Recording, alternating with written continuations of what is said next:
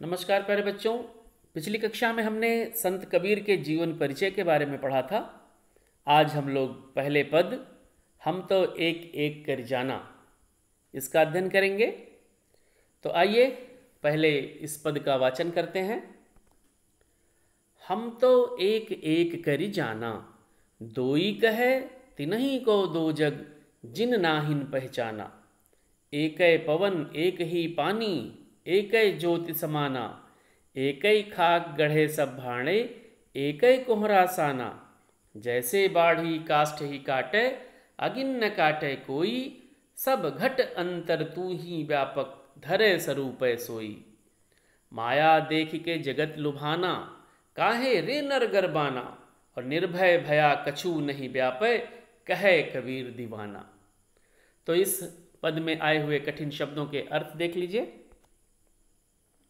दो जग, ये फारसी का शब्द है दोजख, जिसका अर्थ है नरक।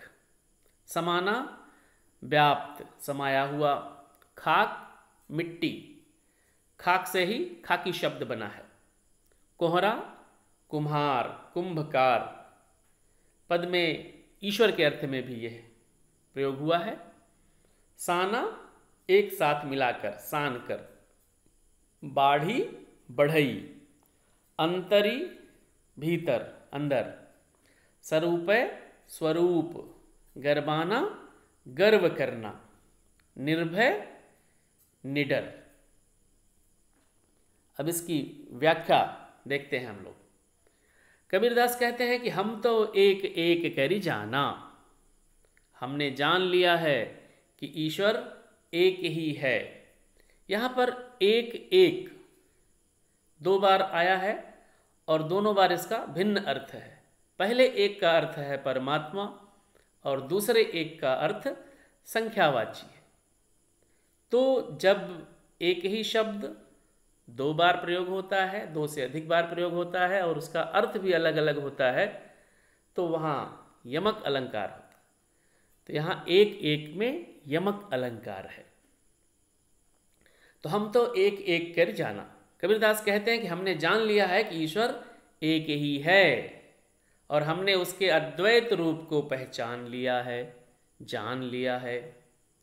और दोई कहे तिनहि को दो जग। जो लोग ईश्वर को दो मानते हैं, आत्मा परमात्मा को अलग अलग मानते हैं, उनके लिए क्या होगा? तिनहि को दो जग, उन्हें नरक प्राप्त होगा। क्यों नरक प्राप्त होगा? क्योंकि उन्होंने परमात्मा के वास्तविक रूप को नहीं जाना। और कबीरदास ईश्वर की अद्वैतता को प्रमाणित करते हुए कहते हैं कि एकै पवन एक ही पानी, एकै ज्योति समाना। एकै खाक गढ़े सब भाणे, एकै कोहरा साना।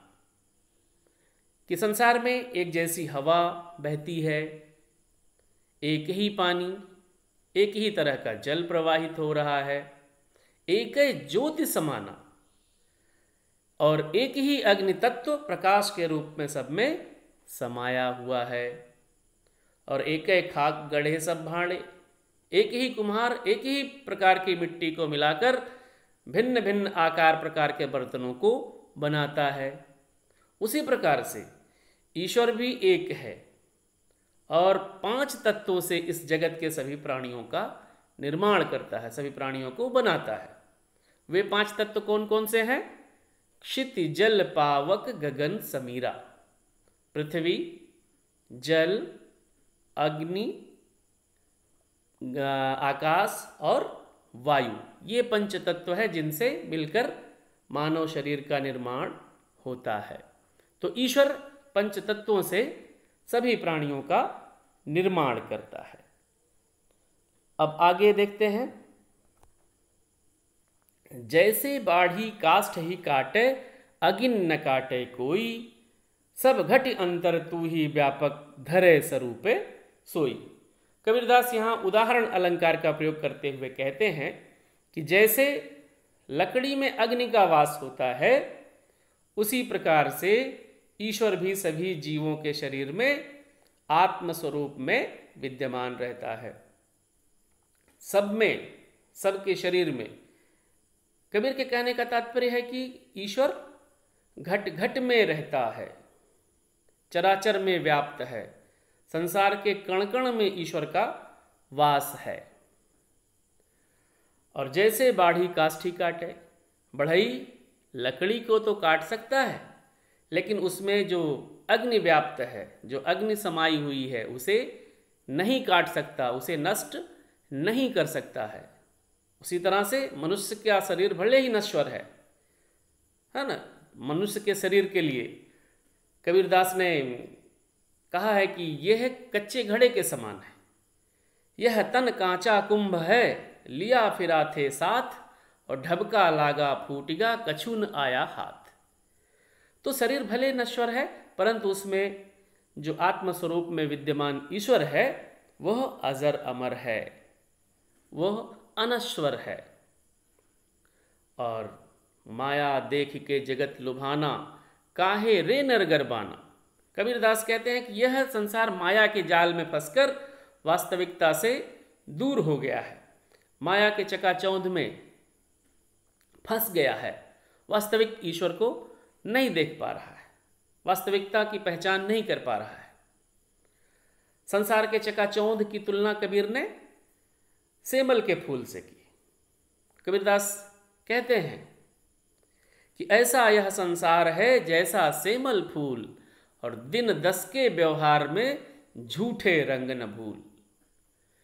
कबीर पूछते हैं कि काहे रे नरगरबाना, कि हे मनुष्य, हे मानव, तू क्यों घमंडी हो गया है, किस बात का तुम्हें घमंड है। और अंत में कबीर कहते हैं कि निर्भय भया कछु नहीं व्यापय, कहे कबीर दीवाना। कबीर कहते हैं कि जब मनुष्य निर्भय हो जाता है तो उसे कोई चिंता नहीं सताती।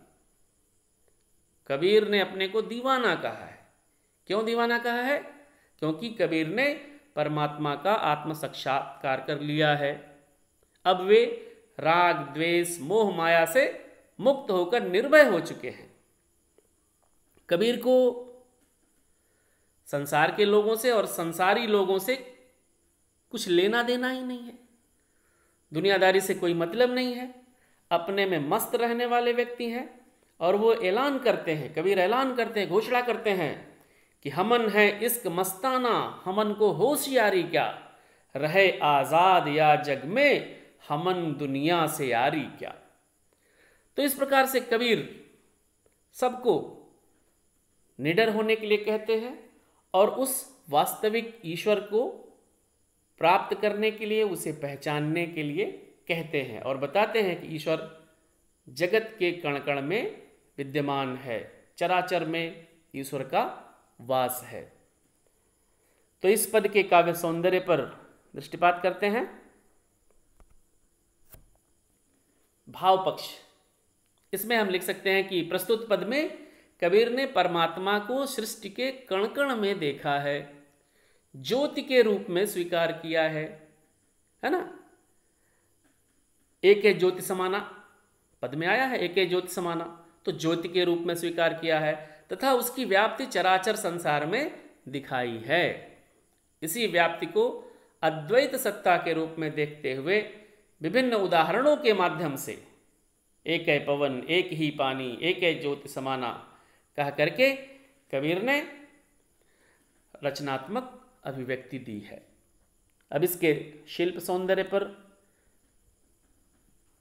देखिए। शिल्प सौंदर्य इसका शांत रस का प्रयोग है, क्योंकि आत्मा परमात्मा की बात कही गई है।